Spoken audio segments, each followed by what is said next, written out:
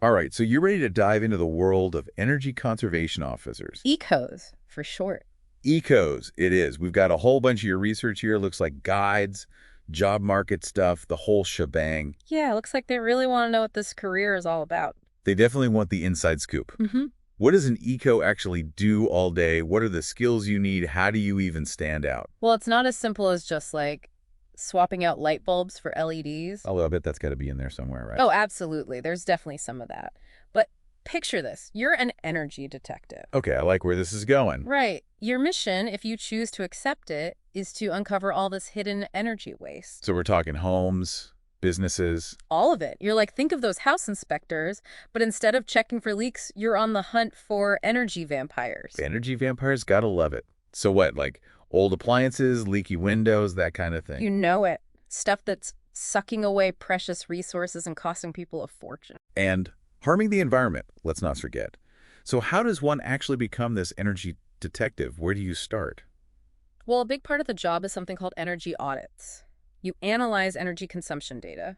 Which sounds a tad dry, if you ask me. It does, doesn't it? Huh? But honestly, it's super fascinating. You might uncover that a building's heating system is working overtime at night when no one's even there. Talk about a waste. That's money down the drain, literally. Yeah. And speaking of money, this guide you sent over mentions ecos need these crazy good people skills. Why is that so crucial? It seems like a pretty technical field. Because at the end of the day, you're dealing with people, not just data points. You need to convince them that saving energy is worth it. Even if it means changing their habits, which we all know can be tough. Exactly. Imagine having to convince a homeowner to invest in, say, a whole new insulation system. That's a big ask. It's like that saying, you can lead a horse to water, but you can't make it drink. You can have all the energy-saving knowledge in the world, but if you can't communicate it. It's a no-go. That's where those killer interpersonal skills come in. A good EQO needs to be a top-notch communicator, breaking down complex info into something anyone can understand. Building trust, addressing concerns, making people realize that saving energy is a win-win for their wallets and the planet. That's the real challenge. So you're saying it takes a special kind of person to be an eco, someone who's got that balance of tech skills and people skills. It's a rare breed, for sure. And you need to be okay with telling people to change their ways, which Which, let's be real, nobody actually likes to be told what to do, right? exactly. But this stack of research also goes into like all sorts of different skills involved. Oh, yeah, it's not just one size fits all. So what else is in there? What really jumped out at you? I was actually surprised by the sheer range of skills they mentioned. You've got your sciencey stuff, obviously. Analyzing all that energy data, crunching the numbers. Sure, that's a big part of it. But then you've got communication, even a bit of psychology. Psychology, huh? Think about it. You're basically trying to understand people's motivations, figure out what makes them tick. So you can nudge them in the right direction, energy-wise. Exactly. You need that analytical mind to grasp the tech stuff, but you also got to have that emotional intelligence. Remember those interpersonal skills we talked about? They're not just a bonus, they're essential, especially when you're trying to build trust with a client. Because if they don't trust you, they're not going to listen to your recommendations, no matter how energy efficient they might be. Exactly. And this career guide you've got here, it actually maps out how being an eco can evolve over time. Oh yeah, I saw that you can start as an assistant and work your way up. It's like choosing your own adventure, but for saving the planet. I like it. So you could end up specializing in a certain type of building, like residential versus commercial. Totally. Or maybe you become the renewable energy guru or focus on green building design. There's this one quote here that really stood out to me. It's from a senior eco. I have a proven track record in securing funding for energy efficiency projects. Wow, that's impressive. Right. It shows you can become like a sustainability superhero, fighting for those big picture changes. And making a real difference for the planet. But, we got to be real for a second, the job market right now. Yeah, not exactly a walk in the park, is it? Not even close. One of the articles you shared, the RoleCatcher one, mentions how it's basically a lottery now thanks to all the automation. Oh man, the robots are taking over everything. Pretty much. So how do you, as an aspiring eco, stand out in this digital jungle? That's the million-dollar question. You're saying we need to learn to speak robot. Something like that. Yeah. It's all about understanding how to work with the technology, not against it. Okay, so less fighting the robots, more befriending them. Exactly. Think of it like this. You wouldn't walk into a job interview speaking gibberish, right? Oh, I wouldn't recommend it. Right, you got to speak their language. Same goes for those applicant tracking systems, or ATS for short. They're the gatekeepers of the digital job market, and they only understand one language: keywords. Keywords, keywords, keywords. It's like those SEO articles. Everything's got to be optimized. It's true, though. You got to make sure your resume is speaking the ATS's language. Otherwise, it's game over before you even start. So how do you do that? How do you make sure your resume doesn't just get lost in the digital void? That's where things like RoleCatcher come in. They've got these tools that analyze job descriptions, figure out which keywords are most important.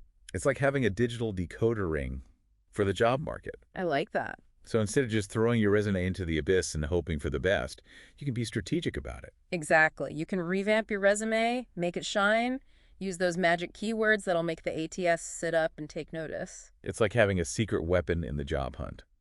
I wouldn't go that far, but it definitely gives you an edge. Speaking of edges, this guide also mentioned good old-fashioned networking. You mean it's not a lost art? Apparently not. Yeah. Seems like it's just gone digital, just like everything else. Makes sense. I mean, who even goes to those in-person networking events anymore? Right. But seriously, this role catcher thing, it's not just about resumes and keywords. Oh, yeah, they've got that whole networking side, too. So you can connect with other EPOs, get the inside scoop. Exactly. Think of it as building your professional network before you even need it. So you're saying instead of like awkwardly trying to network at a conference, you can just, Slide into the DMs. Well, not exactly, but you get the idea. much less pressure. So you can connect with people in the field, maybe find a mentor. Totally. Or even just see what kind of projects other ETOs are working on, get inspired. It's like having a backstage pass to the world of energy conservation. I like that. And the best part is you can do it all online, from anywhere. No more awkward handshakes or business cards, Yeah. just pure digital connection. Exactly. It's all about finding those like-minded folks who share your passion for sustainability. Speaking of passion, I gotta say, this deep dive has really opened my eyes to the world of ecos. Yeah. It's not just about being good with numbers. It's about It's about making a real difference, right? totally. You're out there helping people save money, helping the planet. It's a pretty awesome gig, if you ask me. We've talked about the professional rewards, the career growth, all that. But what about, like, the personal satisfaction? Knowing you're doing something good for the world. Oh, that's huge. I mean, imagine helping a family lower their energy bills or working on a project that significantly reduces a company's carbon footprint. It's got to feel pretty good. It's incredibly rewarding knowing you're contributing to a more sustainable future. It's not just a job, it's a calling. So to wrap things up, if you're out there and you like the idea of being an energy detective, using your skills to uncover hidden waste and inspire change. Then becoming an eco might just be your perfect match. It's challenging, for sure, but it's a career that's only going to become more important in the years to come. Absolutely. And the field is constantly evolving, so there's always something new to learn, new challenges to tackle. And with the right resources and a little bit of hustle, you can totally make it happen. Couldn't agree more. So to all you aspiring ecos out there, we're rooting for you. And there you have it, folks, your crash course on becoming an energy conservation officer.